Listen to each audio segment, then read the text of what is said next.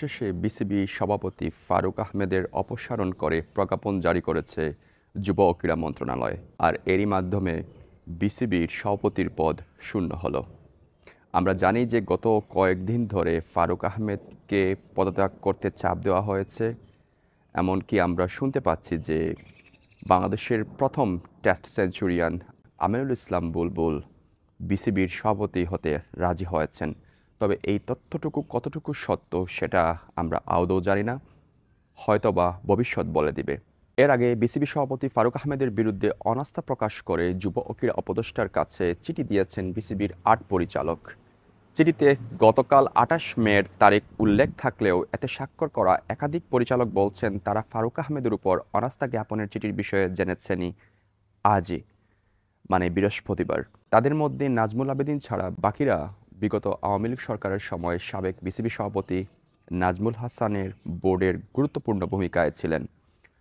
অনাস্থার চিঠিতে বিসিবি সভাপতি ফারুক আহমেদের বিরুদ্ধে স্বেচ্ছাচারিতা, স্বজনপ্রীতি, অনিয়মসহ নানা অভিযোগ তুলেছেন ৮ পরিচালক। চিঠিতে দাবি করা হয়েছে বিসিবি বিভিন্ন কমিটির প্রধান হিসেবে তারা নিজেদের মতামত দিতে পারছেন না। সেজন্য তারা যথেষ্ট দক্ষতা ও যোগ্যতা থাকা সত্ত্বেও যথাযথভাবে তাদের ভূমিকা রাখতে পারছেন না। শুধু তাই নয়, আমরা দেখেছি যে গত বিপিএল যে করুণ একটি টুর্নামেন্ট হয়েছে, যেখানে বিপিএলের মতো এত বড় একটি ফ্র্যাঞ্চাইজিস লিগে নিজের লোকদেরকে ইনভলভ করা, তারপর দল দেওয়া, তারপরে যে প্লেয়ারদেরকে টাকা পয়সা দেওয়া হয়নি, এমনকি যে প্রতিশ্রুতি দিয়েছিলেন ফারুক আহমেদ তার ১০০ ভাগের ৯৯% করতে পারেননি। আর এভাবেই চলছে কিন্তু বাংলাদেশের ক্রিকেট।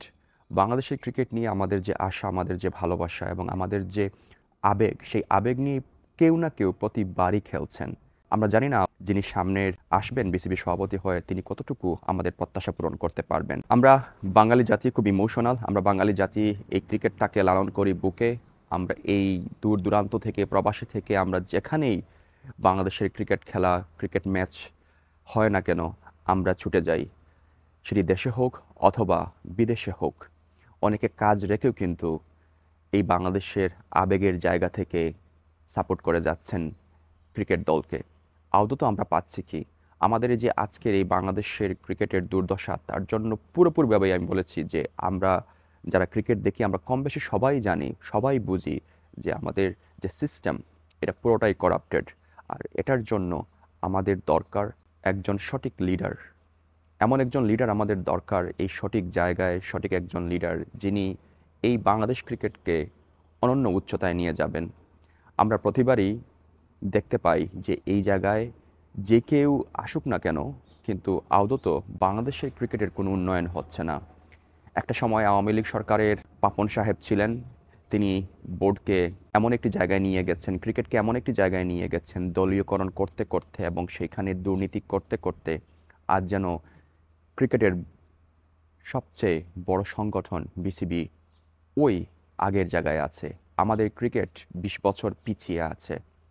আমি মনে করি যে যদি আমিনুল ইসলাম বুলবুল রাজি থাকেন, বলা হচ্ছে মিডিয়ার খবর, অনেক মিডিয়াতে আসছে যে তিনি আগামীতে বিসিবির প্রেসিডেন্ট দৌড়ে এগিয়ে আছেন। যদি তিনি হন, তবে অবশ্যই আমাদের বাংলাদেশের ক্রিকেটের অবকাঠামো উপজেলা, জেলা, বিভাগ থেকে নতুন ক্রিকেটারদেরকে তুলে আনবেন এবং আমাদের যে ইনফ্রাস্ট্রাকচার ডেভেলপমেন্ট দরকার সেটি নিয়ে তিনি কাজ করবেন। আমরা যদি রুট লেভেল থেকে ক্রিকেটারদেরকে না তুলে আনি, তাহলে কখনোই আমাদের বাংলাদেশের ক্রিকেট এগিয়ে যাবে না। সবচেয়ে বড় কথা হচ্ছে, যারা কাজ করছেন এই সভাপতির পদের পিছনে, তারা কিন্তু আরও বড় দুর্নীতিবাজ। এখানে যারা ৮ জন পরিচালক চিঠি দিয়েছেন ফারুক আহমেদের বিরুদ্ধে, তার মধ্যে বেশিরভাগই আওয়ামী লীগ আমলের।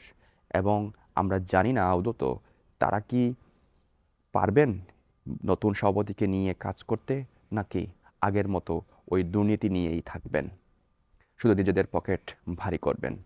সময় বলে দিবে। তবে এতটুকুই খবর এখন যে ফারুক আহমেদকে অপসারণ করে প্রজ্ঞাপন জারি করেছে যুব ও ক্রীড়া মন্ত্রণালয়। ভালো থাকবেন। আল্লাহ হাফিজ।